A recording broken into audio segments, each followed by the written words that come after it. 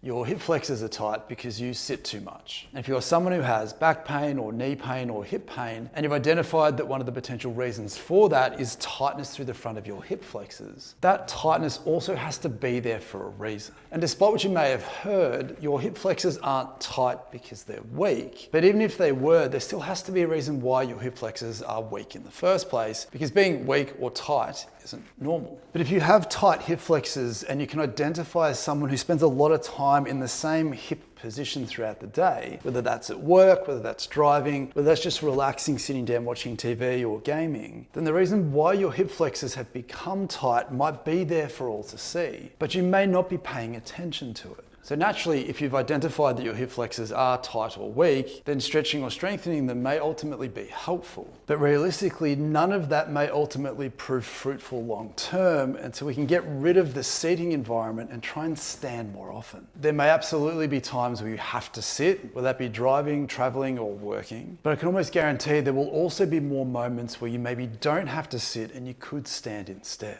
Because at the end of the day, our bodies ultimately reflect what we do or do not do with it. And if your hip flexors are not only tight but causing a problem somewhere else, we need something to be different long term if we want a different outcome. And for many, that may mean standing up a little bit more than you may otherwise be, where those same tight hip flexors aren't always the same level of tightness.